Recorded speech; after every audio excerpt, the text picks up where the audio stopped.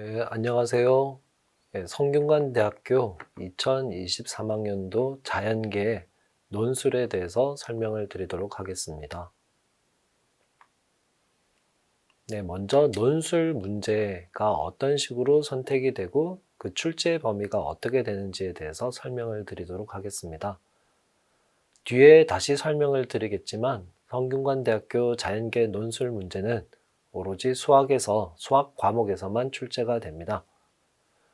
고등학교 수학 과목은 크게 6가지가 있습니다. 수학, 수학 1, 수학 2, 이 3개의 공통 과목이 있고요. 미적분, 확률과 통계, 그리고 기하, 이 3개의 선택 과목이 있습니다. 성균관대학교 자연계 논술 문제는 위에서 언급한 수학, 수학 1, 수학 2, 이 3개의 공통 과목에서만 출제가 된다라고 말씀을 드릴 수 있습니다. 성균관대학교 자연계 논술 전형을 구성하는 요소는 논술 100%입니다. 그리고 여기에 수능 최저 학력 기준이 포함되어 있습니다. 문제 구성을 살펴보면 앞서 언급했듯이 공통 과목 3개 수학, 수학 1, 수학 2, 이 3개의 과목에서 총 수학 3개의 문제가 나오게 됩니다. 그리고 그 각각의 문제에는 소문항이 2개에서 4개로 주어지게 되어 있습니다. 그리고 총 시험에 소요되는 시간은 100분입니다. 이제 다음 성균관대학교 자연계 논술 시험의 특징을 설명을 드리도록 하겠습니다.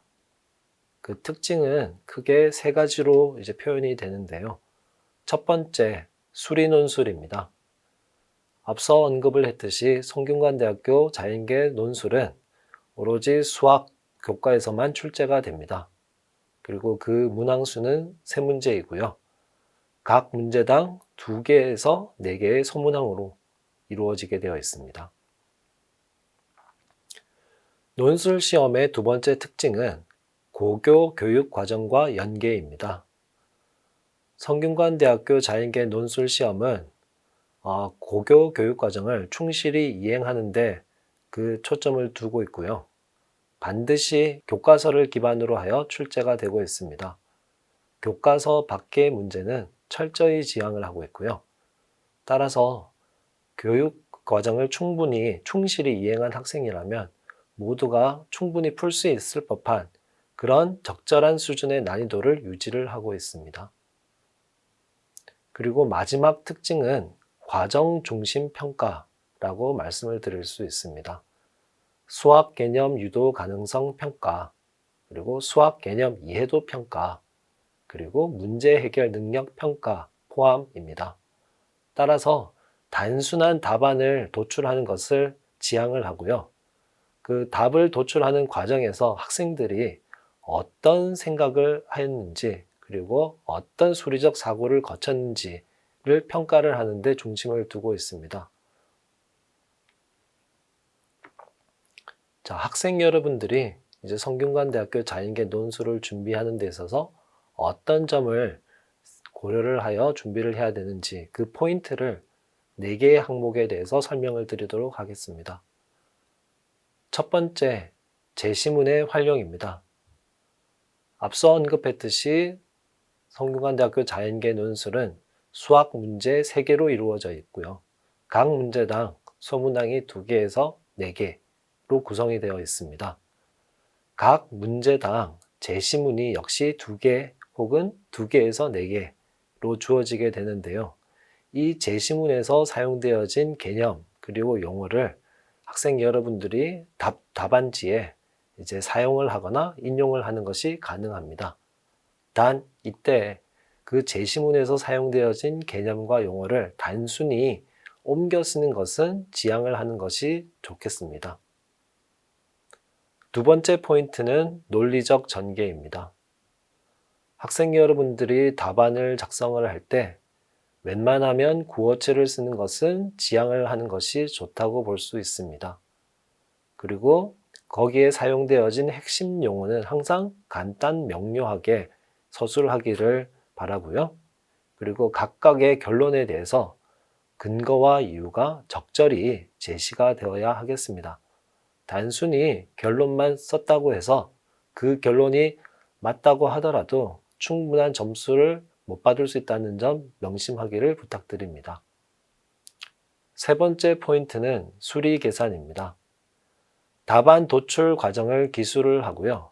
그리고 풀이 과정별 부분 점수를 주는 것이 가능하기 때문에 각 단계별 계산이 정확할 필요가 있습니다. 각 단계별 계산이 만약에 틀렸을 경우에 그 학생이 받을 수 있는 부분 점수를 못 받을 수 있다는 점에서 반드시 정확한 계산이 필요하다라는 점을 말씀을 드리고자 합니다.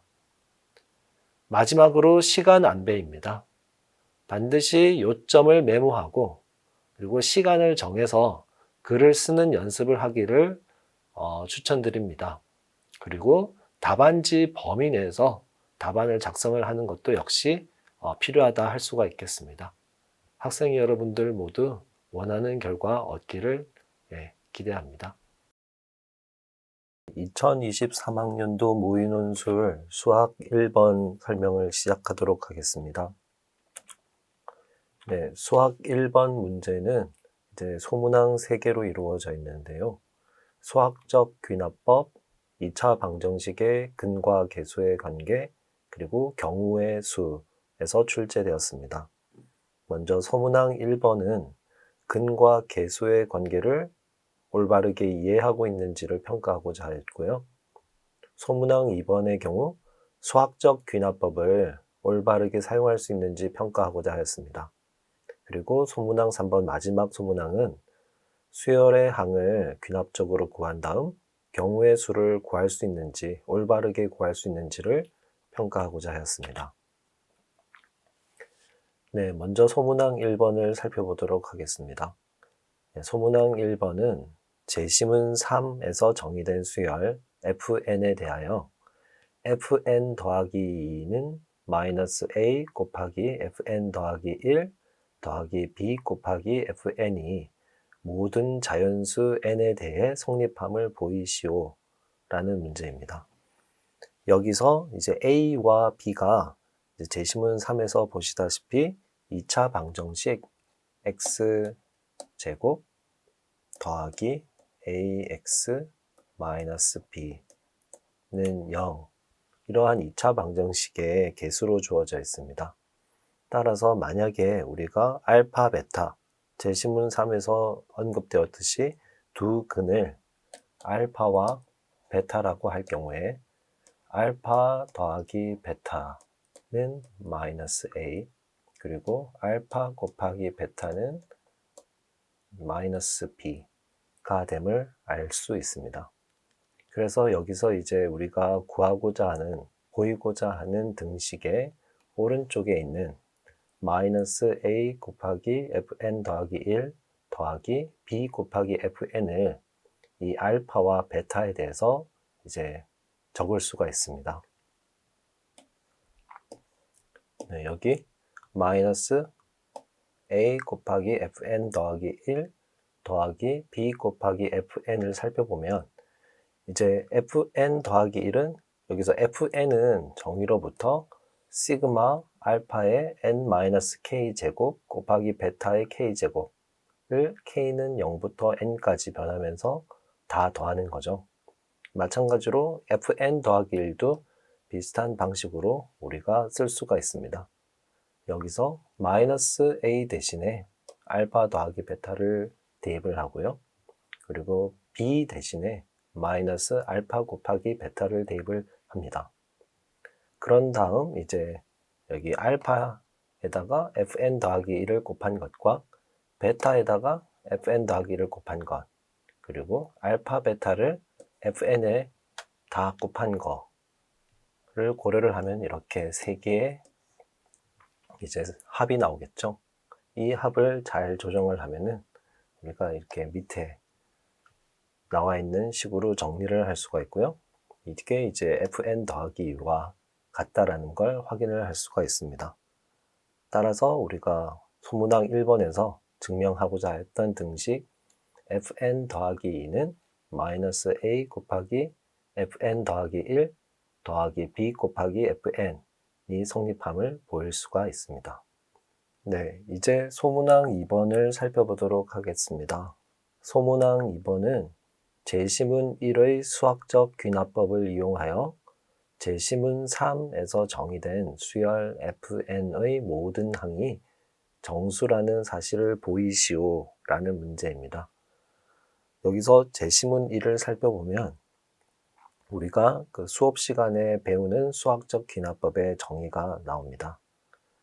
따라서 이 문제를 해결하기 위해서 저희가 먼저 해야 될 것이 명제 Pn을 이제 수립하는 것이 되겠죠. 그래서 풀이 과정은 다음과 같이 진행될 수 있겠습니다. 먼저 자연수 n에 대하여 명제 Pn을 이제 앞서 정의됐던 수열 fn의 이제 항인 fn과 fn 더하기 1, 이 두 개의 숫자가 정수이다 라고 설정을 합니다. 그랬을 때 이제 첫 번째 이제 수학적 귀납법에 의해서 n이 1일 때 명제 Pn이 성립한다. 다시 말해 P1이 성립함을 보여야 합니다. P1은 정의로부터 F1과 F2가 정수이다 입니다. 그런데 F1을 살펴보면 정의로부터 F1은 알파 더하기 베타라는 사실을 알 수가 있고요. F2는 알파 제곱 더하기 알파 베타 더하기 베타 제곱과 같음을 알 수 있습니다. 자, 여기서 이제 근과 2차 방정식의 근과 계수의 관계를 이용하면 알파 더하기 베타는 여기 타이포인데요. 알파 더하기 베타는 마이너스 a와 같다는 사실을 알 수 있고요. 그리고 F2 알파 제곱 더하기 알파 베타 더하기 베타 제곱은 우리가 알파 더하기 베타의 제곱 빼기 알파 곱하기 베타로 쓸 수가 있겠죠. 여기서 알파 더하기 베타는 앞서 말했듯이 마이너스 a와 같으니까 그건 a의 제곱, 그리고 알파 곱하기 베타는 마이너스 b와 같으니까 마이너스 알파 베타는 더하기 b와 같습니다. 따라서 F1은 마이너스 a, 그리고 F2는 a 제곱 더하기 b, 그리고 a와 b는 가정에 의해서 정수, 따라서 이 두 수 모두 정수이다 라는 사실을 확인을 할 수가 있고요. 그 말은 이제 우리가 앞서 설정했던 명제 Pn은 n이 1일 때 참이다 라는 것을 알 수 있습니다. 자, 이제 수학적 귀납법의 두 번째 단계를 보게 되면 먼저 n이 k일 때 명제 Pn이 성립한다고 가정한 다음 우리의 경우에는 이제 fk와 fk 더하기 1, 이 두 개의 숫자가 정수라고 가정을 하는 게 되겠죠. 이때 n이 k 더하기 1일 때에도 명제 Pn이 성립한다 라는 사실을 보여야 됩니다. 다시 말해서 fk 더하기 1과 fk 더하기 2, 이 두 개의 숫자가 모두 정수라는 사실을 보여야 합니다. 그런데 앞서 소문항 1번에서 우리가 F1번에서 보였던 사실로부터 fk 더하기 2는 마이너스 a 곱하기 fk 더하기 1 더하기 b 곱하기 fk와 같다는 사실을 알고 있고요.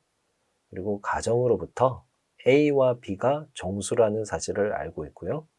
그 다음 수학적 귀납법의 가정으로부터 fk와 fk 더하기 1 모두 정수라는 사실을 알고 있습니다. 따라서 이 등식으로부터 우리가 최종적으로 fk 더하기 2 역시 정수다. 따라서 fk 더하기 1과 fk 더하기 2, 이 두 숫자가 정수이다. 따라서 명제 Pn이 n이 k 더하기 1일 때도 참이다 라는 사실을 얻을 수가 있습니다. 따라서 수열 fn의 모든 항이 정수라는 사실을 우리가 수학적 귀납법을 통해 증명을 할 수가 있습니다. 네, 이제 소문항 3번을 살펴보도록 하겠습니다. 소문항 3번은 동전을 5번 던져 앞면이 A번 나오고 뒷면이 B번 나왔다고 할 때 이제 A와 B의 값이 결정이 되겠죠. 그러면은 우리가 이제 제시문 3에 나왔던 그 세팅을 사용을 할 수가 있습니다. 다시 말해서 이 A와 B를 이용해서 제시문 3에서 나왔던 두근 알파와 베타를 고려를 할 수가 있고요. 이 알파와 베타로부터 거기에 대응이 되는 수 fn을 생각을 할 수가 있게 됩니다.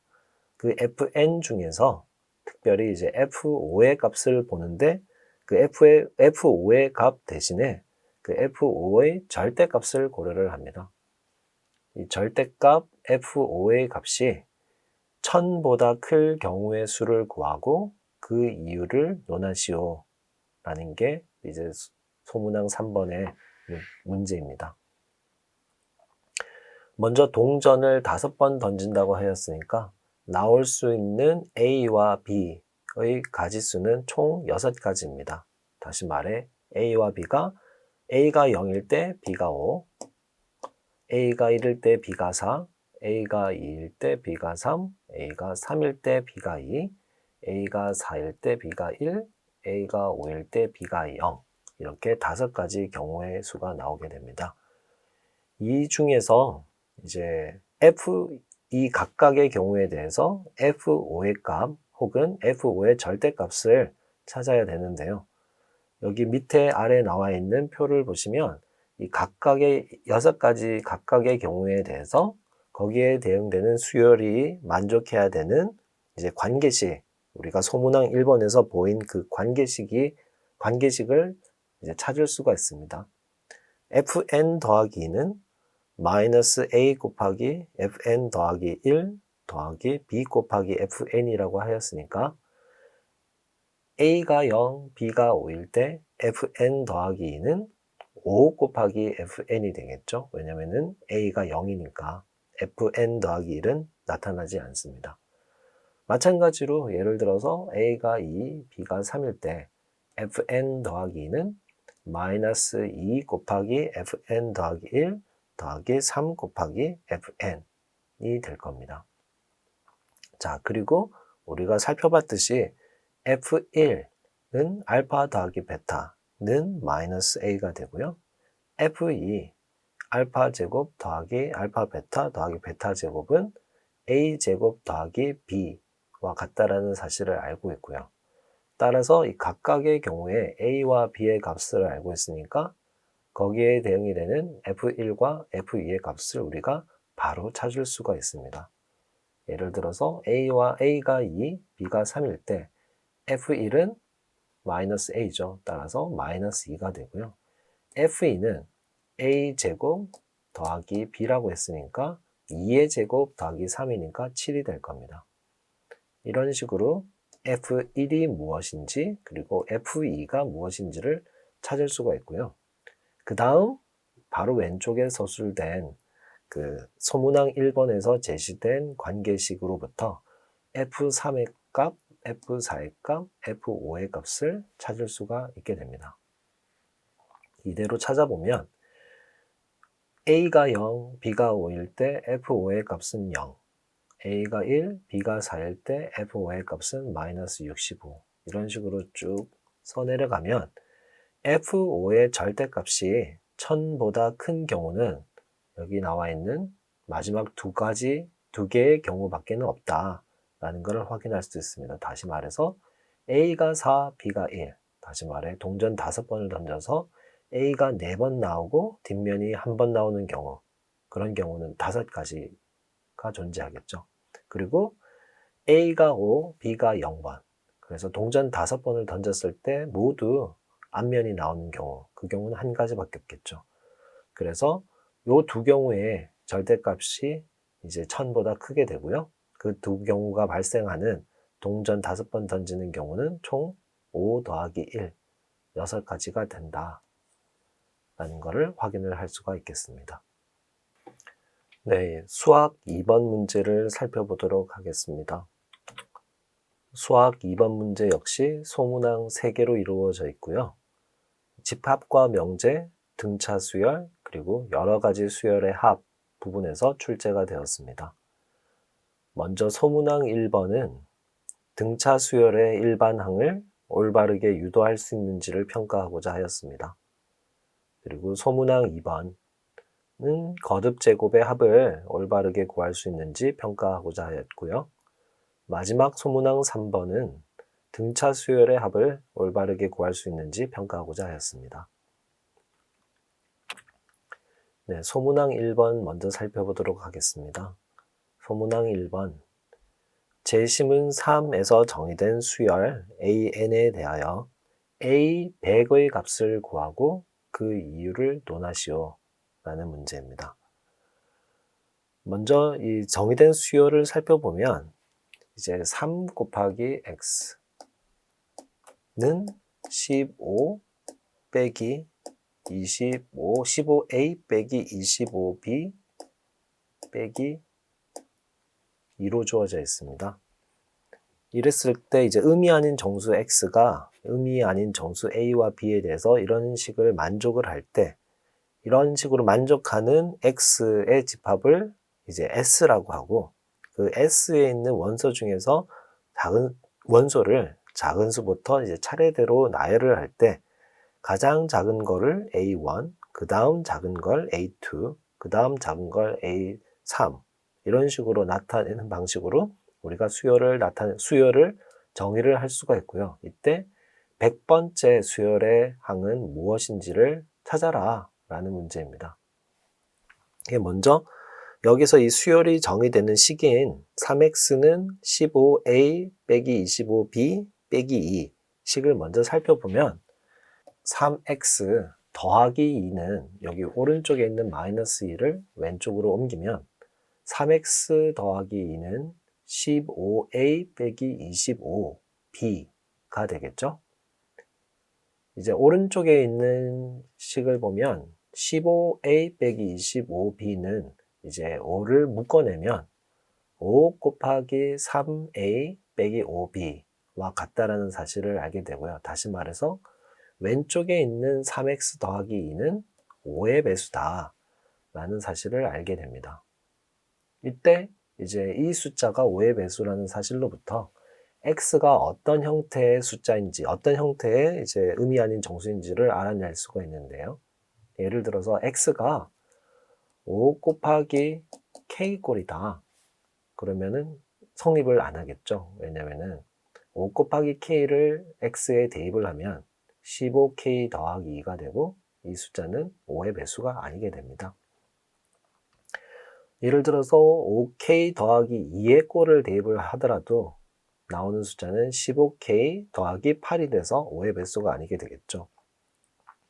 이런 식으로 하나씩 확인을 해 나가면 결과적으로 우리가 x는 5k 더하기 1의 꼴을 가진다라는 걸 알 수가 있게 됩니다. 물론 x는 우리가 의미 아닌 정수라고 했으니까 여기 나오는 k 역시 의미 아닌 정수가 되겠죠.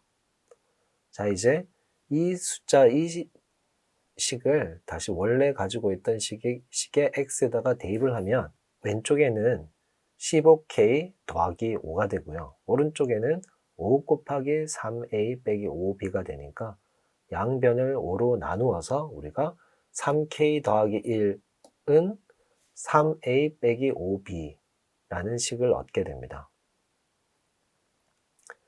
자, 그런데 여기에 a와 b가 이제 의미 아닌 정수라고 했는데요.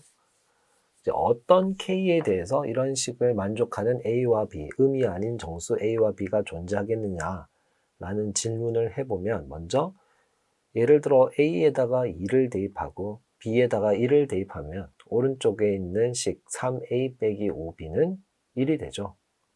그래서 1이 여기 3a 빼기 5b는 1이 되고요. 따라서 k가 0일 때 이 두 식을 만족하는 a와 b가 존재한다 라는 걸 확인할 수가 있습니다.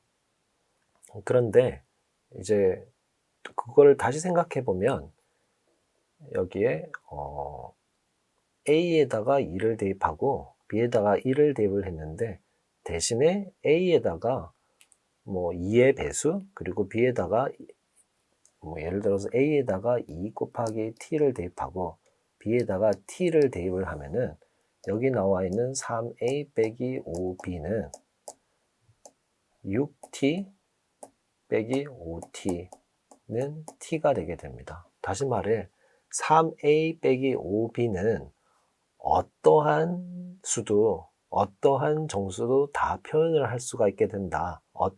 어떤 의미 아닌 정수 A와 B에 대해서 어떠한 정수도 표현이 된다라는 것을 알 수가 있습니다. 그런데 왼쪽에는 3K 더하기 1이니까 다시 말해서 3K 더하기 1꼴의 의미 아닌 정수는 모두 항상 3A 빼기 5B의 형태로 쓰여질 수가 있다라는 걸 확인을 할 수가 있습니다. 다시 말해 집합 S라는 집합 안에 있는 원소는 5K 더하기 1꼴의 모든 의미 아닌 정수들의 집합이 된다. 따라서 여기에 있는 가장 작은 숫자는 1이 되고요. 그 다음 숫자는 6, 그 다음 숫자는 11. 이런 식으로 우리가 이 수열이 정의가 된다라는 것을 확인을 할 수가 있습니다. 그때 n번째 항을 an이라고 하게 되면 이 수열의 n번째 항은 5 곱하기 n-4와 같다라는 것을 알 수가 있게 되고요. 다시 말해 이 수열 an이 첫째 항이 1이고 공차가 5인 등차 수열이다 라는 것을 증명을 할 수가 있게 됩니다. 여기서 최종적으로 이 소문항 1번에서 구하고자 했던 A100의 값은 다름 아닌 n에다 100을 대입을 하면 되겠죠. 100을 대입하면 5 곱하기 100 빼기 4, 그래서 496이라는 답을 얻게 됩니다. 소문항 2번 살펴보도록 하겠습니다. 소문항 2번, 제시문 3에서 정의된 수열 AN에 대하여 A11의 제곱 더하기 A12의 제곱 더하기 점점점 더하기 A20의 제곱, 다시 말해 시그마 AN의 제곱, n은 11부터 20까지 이 합의 값을 구하고 그 이유를 논하시오 라는 문제입니다. 먼저 우리가 제시문 소문항 1번에서 수열 AN이 첫째 항이 1이고 공차가 5인 등차 수열이 된다라는 것을 확인을 하였습니다. 다시 말해 AN은 5n 빼기 4가 되고요. 따라서 이 AN 제곱을 n이 1부터 m까지 다 더한 수를 이제 m에 대한 식으로 표현을 하면 an 대신에 5n 빼기 4를 대입을 해서 이거를 풀었으면 25n 제곱 빼기 40n 더하기 16이 나오게 됩니다. 이를 이제 n 제곱의 합, 그리고 n의 합, 그리고 1의 합으로 이제 나눠서 쓰게 되면은 이제 우리가 제시문 1에서 제시된 거듭 제곱의 합에 대한 식을 사용을 할 수가 있게 됩니다. 먼저 n 제곱의 합, n이 1부터 m까지 변할 때 n 제곱의 합은 6분의 m 곱하기 m 더하기 1 곱하기 2m 더하기 1이 됐고요. 그 다음 n의 합은 2분의 m 곱하기 m 더하기 1이 되고요. 그 다음 1의 합은 그냥 m이 되겠죠. 이를 대입을 하면은 그 다음 줄에 있는 식을 얻게 되고요. 이를 다시 정리하면 6분의 m 곱하기 50m 제곱 빼기 45m 더하기 1 이라는 m에 대한 이제 식을 얻게 됩니다. 그런데 이제 우리가 소문항 2번에서 구하고자 하는 합은 n이 1부터 20까지 변하는 게 아니라 n이 11부터 20까지 변할 때의 an의 제곱의 합이 되겠죠. 다시 말해 이것은 n이 1부터 20까지 변할 때의 an 제곱의 합과 그 다음에 n이 1부터 10까지 변할 때의 an 제곱의 합, 이 두 개의 합의 차이가 바로 우리가 구하는 값이 되겠습니다. 다시 말해 첫 번째 an 제곱의 합을 n이 1부터 20까지 변할 때 구해보면 바로 위에서 구했던 이 식의 m의 20을 대입을 하면 되겠죠. 20을 대입한 값이 여기 있고요. 그 다음 두 번째 합은 위에서 구한 식의 m에 우리가 10을 대입을 하면 되겠죠. 그 대입을 한 값이 여기 있게 됩니다. 이 두 값의 차이를 구해보면 우리가 56,085라는 수를 얻게 됩니다. 이 수가 바로 소문항 2에서 구하고자 하는 합의 값이 되겠습니다. 네, 마지막 소문항 3번을 살펴보도록 하겠습니다. 소문항 3번은 다음과 같습니다. 제시문 3에서 정의된 수열 AN과 그리고 또 다른 상수 C를 고려를 합니다. 그랬을 때 일반항이 BN은 AN 빼기 C 곱하기 N-1로 정의되는 새로운 수열 BN을 정의를 합니다. 이때 이 수열 BN의 첫째 항부터 제 n항까지의 합을 TN이라고 합니다. 그랬을 때 임의의 n에 대해서 두 개의 합 TN과 TEN을 생각을 할 수가 있겠죠. TN은 수열 BN을 첫째 항부터 제 n항까지 이제 합한 값이 되고요. TEN은 첫째 항부터 제 2n항까지의 합이 되겠습니다. 이 두 개의 수의 합이 이 수의 비가 n의 값에 관계없이 항상 일정하기 위한 상수 c의 값이 있다면 모두 구하고 그 이유를 논하시오 라는 문제입니다. 그런데 우리가 앞서 살펴봤듯이 수열 AN은 등차 수열이라고 했었죠. 그리고 그 수열 AN에 우리가 빼주게 되는 C 곱하기 N-1 이라는 수도 역시 등차 수열이 됩니다. 두 개 등차 수열의 차이니까 역시 새롭게 정의된 수열 BN도 등차 수열이 된다라는 걸 확인할 수가 있고요. 거기에 더해서 이제 첫째 항이 1, 왜냐하면 n에다가 1을 대입하면 B1은 A1이 되겠죠. 근데 A1은 우리가 1이라는 사실을 알고 있으니까 B에는 첫째 항이 1이고 그 다음 공차가 5 빼기 C인 등차 수열이다. AN의 공차가 5고 두 번째 나와 있는 C 곱하기 N-1의 공차가 C니까 두 개의 등차 수열의 차이의 공차는 두 개의 공차의 차이가 되겠죠. 따라서 5 빼기 C가 이 새롭게 정의된 등차 수열의 공차가 되겠습니다. 이 새로운 공차를 우리가 P라고 쓰도록 하겠습니다. 그랬을 때 이제 등차 수열의 합의 이제 공식 제시문 2에서 나오죠. 이 식을 이용하면 TN은 N 곱하기 2 더하기 N-1 곱하기 P를 2로 나눠준 값이 됩니다. 그리고 마찬가지로 TEN은 여기 N 대신에 EN을 대입하면 되겠죠. TEN을 위해서는 우리가 N 대신에 EN을 대입을 하면은 EN 곱하기 2 더하기 2n-1 곱하기 p 나누기 2가 될 겁니다. 이때 우리가 가정하기로 b, tn과 ten이 n의 값에 관계없이 일정하기 위한 c의 값을 구하라고 했으니까 이 b, tn분의 ten 이 값이 어떤 상수 k에 대해서 n과 무관하게 항상 일정하다라고 가정을 하도록 하겠습니다. 그렇게 되면은 TEN은 K 곱하기 TN이 되니까 우리가 이런 식을 얻게 되겠죠.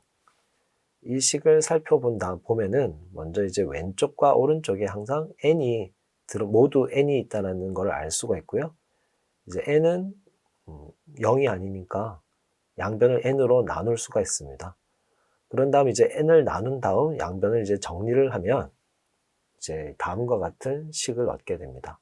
4 빼기 K 곱하기 PN은 K 빼기 2 곱하기 2 빼기 P라는 식을 얻게 됐는데요. 이 식이 N의 값에 관계없이 항상 성립해야 된다는 게 곧 BTN, TEN이 N의 값에 관계없이 일정하다라는 것을 의미합니다.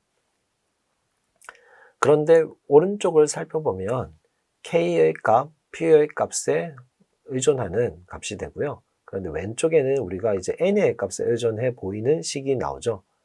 그래서 N의 값에 관계없이 이 식이 성립하기 위해서는 왼쪽에 나와 있는 N의 개수가 0이어야 됩니다. 다시 말해서 4 빼기 K 곱하기 P의 값이 0이어야 됩니다.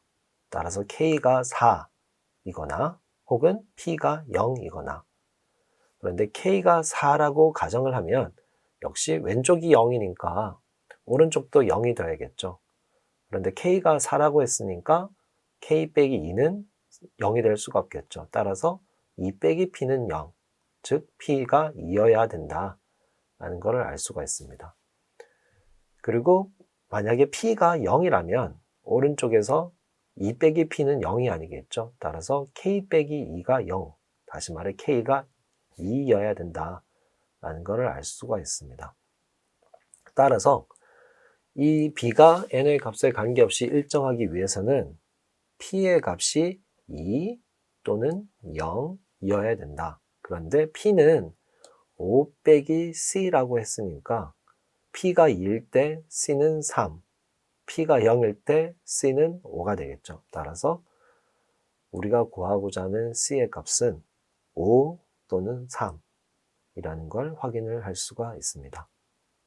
네, 수학 마지막 문제 3번을 살펴보도록 하겠습니다. 수학 3번 문제도 역시 소문항 3개로 이루어져 있습니다. 크게 도형의 이동, 함수의 극대화 극소, 그리고 다항 함수의 정적분에서 출제가 되었습니다. 소문항 1번은 절대값의 성질을 이용하여 함수의 그래프를 그릴 수 있는지를 평가하고자 하였고요. 소문항 2번은 함수의 극대값과 그 극대값을 가지는 점의 좌표를 올바르게 구할 수 있는지 평가하고자 하였습니다. 마지막으로 소문항 3번은 정적분의 값을 이제 올바르게 구할 수 있는지를 평가하고자 하였습니다. 네, 소문항 1번을 살펴보도록 하겠습니다. 소문항 1번. 재심은 3에서 함수 fx가 x는 a에서 극대일 때 가능한 a의 값을 모두 구하고 그 이유를 논하시오 라는 문제입니다. 먼저 fx라는 함수가 정의되는 방식을 보게 되면은 fx는 x 빼기 절대값 x 더하기 2 더하기 절대값 x 더하기 1 빼기 절대값 x 빼기 1 더하기 절대값 x 빼기 2 라는 식으로 4개의 절대값이 들어가 있는 식으로 이제 정의가 되는데요. 이런 절대값이 들어가 있는 식은 그 절대값 안에 들어있는 식이 양수가 되느냐 음수가 되느냐로 이제 구분지어서 문제를 접근을 할 수가 있습니다. 그렇게 되면은 여기 보면은 x 값이 마이너스 2, 마이너스 1, 그리고 뭐 1, 2 이런 식으로 표현이 될 텐데요. 이런 식으로 이런 4개의 점을 찾을 수가 있을 텐데요. 그 4개의 점에 대해서 우리가 생각하는 이 x축을 5개의 구간으로 나눌 수가 있을 겁니다. 그런데 사실은 그 5개 구간으로 나눠서 각각의 구간에서 함수를 구할 필요가 없는 게 다음과 같은 등식을 관찰을 할 수가 있습니다. x 대신에 마이너스 x를 함수 f에 대입을 해보면 f의 마이너스 x는 마이너스 x 빼기 지금 함수 fx의 정의에서 x 대신에 그냥 마이너스 x를 대입을 한 겁니다. 그냥 마이너스 x를 대입하면 첫 번째 줄에 나와 있는 오른쪽에 있는 식이 나오게 되고요. 여기서 예를 들어서 절대값 마이너스 x 더하기 2는 그 절대값 안에 있는 식에 마이너스 1을 곱해도 절대값은 변함이 없겠죠.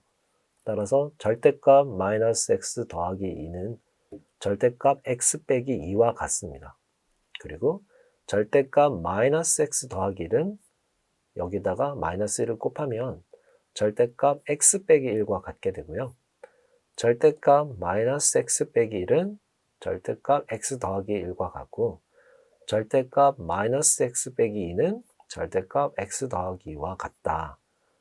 그런데 살펴보면 여기 두 번째 나와 있는 식은 이 fx를 정의하는 식에 그냥 마이너스 1을 곱한 것과 다를 바가 없습니다. 예를 들어서 절대값 x 빼기 1을 보게 되면 fx의 정의를 보게 되면은 절대값 x 빼기 1의 개수는 마이너스 1이죠. 근데 여기는 플러스 1로 바뀌었죠. 이게 모든 항에 대해서 이런 식으로 이제 변화가 생기게 됩니다. 따라서 f의 마이너스 x는 마이너스 fx와 같게 되고요. 이 말은 우리가 생각하는 이 함수는 원점에 대해서 대칭이다 라는 겁니다.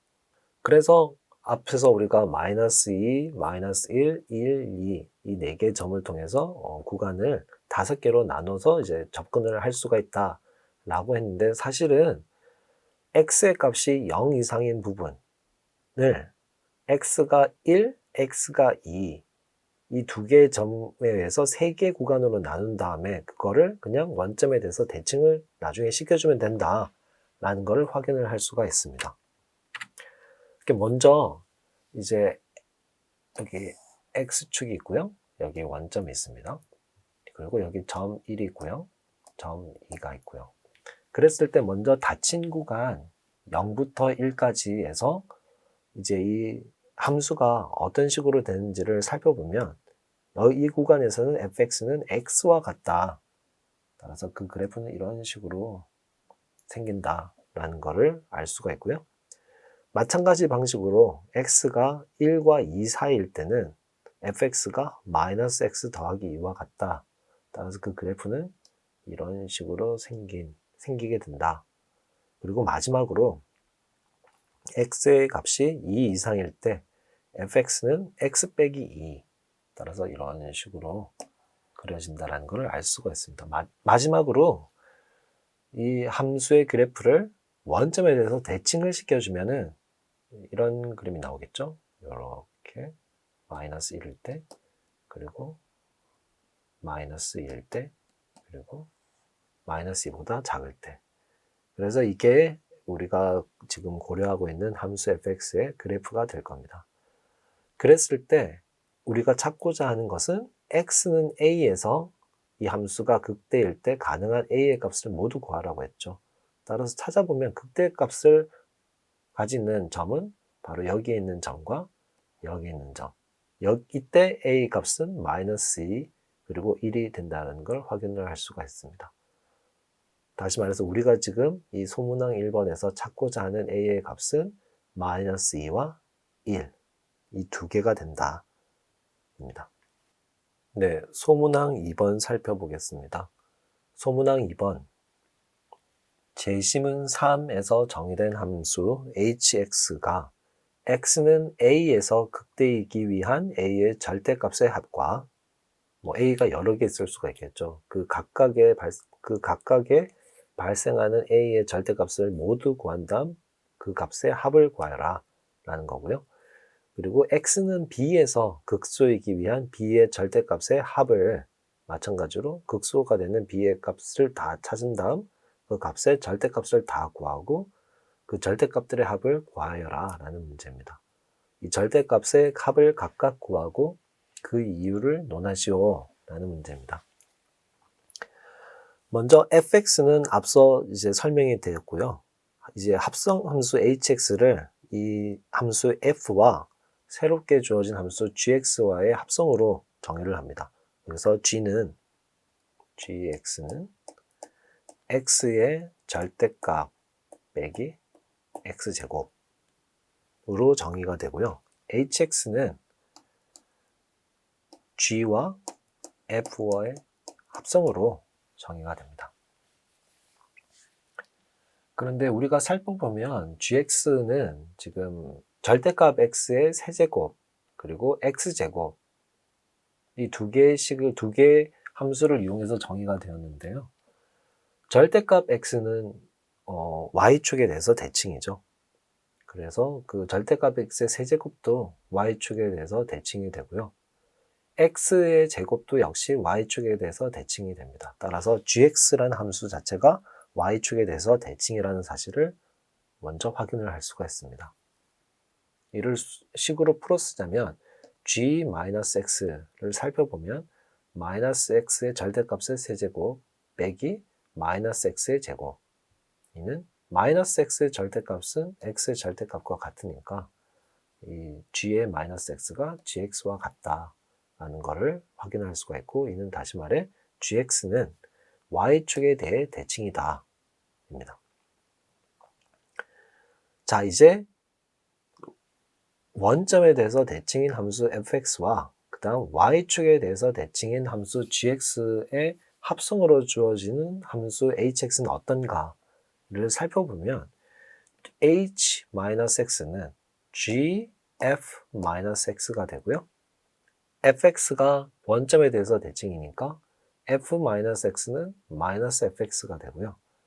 그 다음 g가 y축의 대칭이니까 g의 -fx는 g의 fx와 같게 됩니다. 따라서 h-x는 hx와 항상 같게 되고요.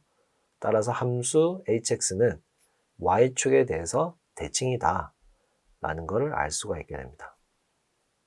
따라서 hx의 함수의 그래프를 그리기 위해서는 일단 x의 값이 0 이상일 때에 대해서 그린 다음 이를 y축에 대해서 대칭을 시키면 된다 라는 것을 알게 됩니다.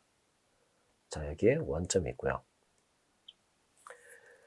먼저 이거를 살펴보면 이제 구간을 앞서와 마찬가지로 0부터 1, 그 다음 1부터 2, 2부터 무한대까지로 이제 나눠서 생각해야 된다라는 걸 알 수가 있고요. 먼저 닫힌 구간 0부터 1까지는 fx는 x와 같다라는 걸 알고 있었죠. 따라서 hx는 gx가 되고요. 그 다음 x의 값이 0 이상이므로 gx의 값은 x의 세제곱 빼기 x제곱이 됩니다. 따라서 얘의 그래프를 그려보면 이런 식으로 그릴 수가 있을 겁니다. 자, 그 다음 닫힌 구간 1부터 2까지에서 이제 우리가 hx는 g와 f의 합성으로 주어진다라고 했는데요. 이 구간에서 fx는 -x 더하기 2와 같다라는 걸 앞서 확인을 했습니다. 따라서 이는 이제 x 빼기 2의 제곱 곱하기 1-x가 되는데요. 그런데 사실상 hx는 g의 -x 더하기 2, 다시 말해 gx 자리에 x 자리에 -x 더하기 2를 대입한 거죠. 다시 말해서 이 1부터 2까지 이 닫힌 구간에서의 hx의 다시 말해 g의 -x 더하기 2의 함수의 그래프는 닫힌 구간 0,0부터 1까지 해서 함수 gx의 그래프를 직선 x는 1에 대해서 대칭 이동시킨 것과 같다라는 것을 알 수가 있게 됩니다. 따라서 이 구간, 두 번째 닫힌 구간에서의 함수의 그래프는 이렇게 그릴 수 있다라는 것을 알 수가 있습니다. 마지막으로 x가 2 이상일 때 이제 fx는 x 빼기 2라는 것을 이미 알고 있으니까 hx는 g의 x-2와 같다. 그 말은 무슨 말이냐? 앞서 나왔던 함수의 그래프를 이제 x축 방향으로 이만큼 평행이동시킨 gx의 그래프를 x축 방향으로 이만큼 평행이동시킨 것과 같다라는 겁니다. 네, 앞에서 이제 gx의 그래프는 이렇게 되겠죠. 이 그래프를 x축 방향으로 이만큼 이동을 시키면 우리가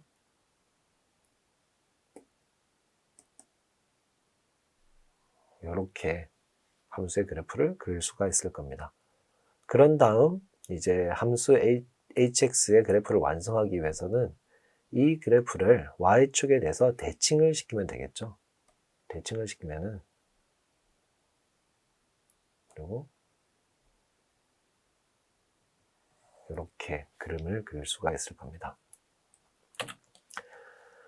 자, 이때 이 그림으로부터 우리가 쉽게 x는 -2, -1, 0, 1, 2 여기 0에서 극대값을 가지고요. 1에서 극대값을 가지고 2에서 극대값을 가지게 되는데 이를 이제 y축에 대해서 대칭시켰으니까 마이너스 1, 마이너스 2에서도 역시 극대값을 가진다 라는 것을 알 수가 있습니다.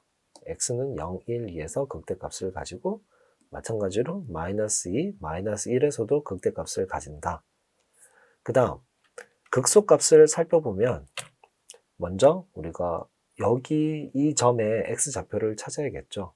근데 저 부분은 x의 세제곱 빼기 x제곱에 의해서 주어지니까 x세제곱 빼기 x제곱의 이제 극소값을 찾아야겠죠. 그래서 이를 미분을 해보면 g'x는 3x제곱 빼기 2x가 돼서 x는 0 혹은 3분의 2가 되는 걸 알 수가 있습니다.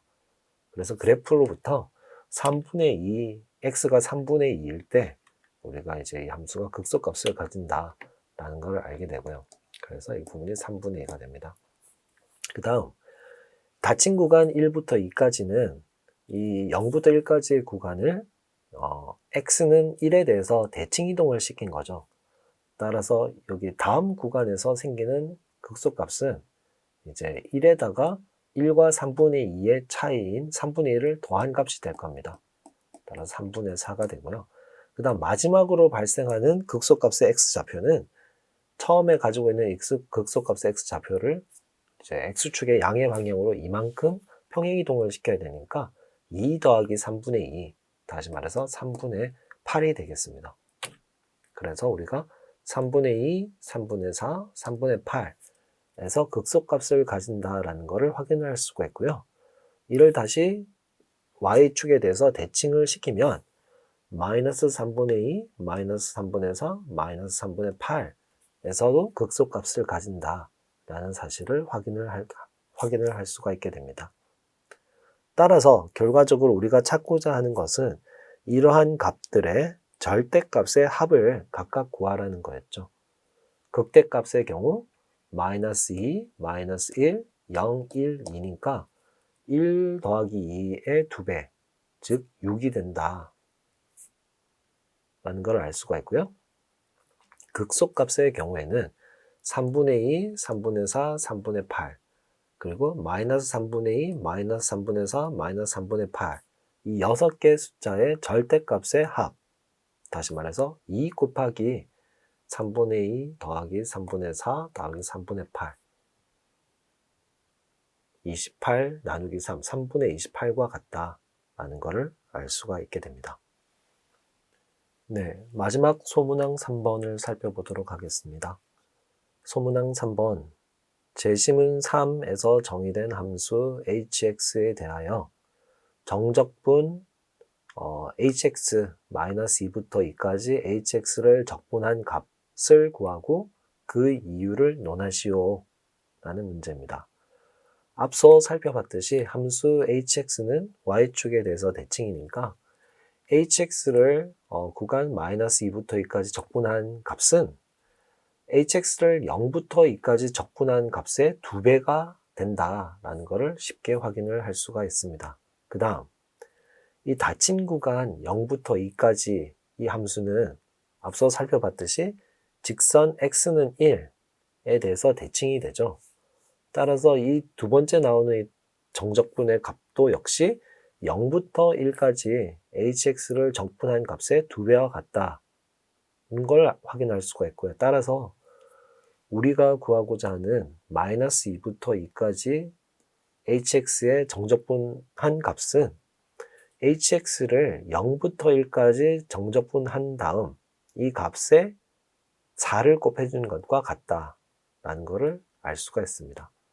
그런데 0부터 1까지 이 닫힌 구간에서 hx는 gx와 같죠. 그리고 gx는 x의 세제곱 빼기 x의 제곱과 같습니다. 이를 적분을 해보면 적분을 해서 4를 곱하면 우리가 값이 마이너스 3분의 1과 같다 라는 것을 확인을 할 수가 있습니다. 네, 감사합니다.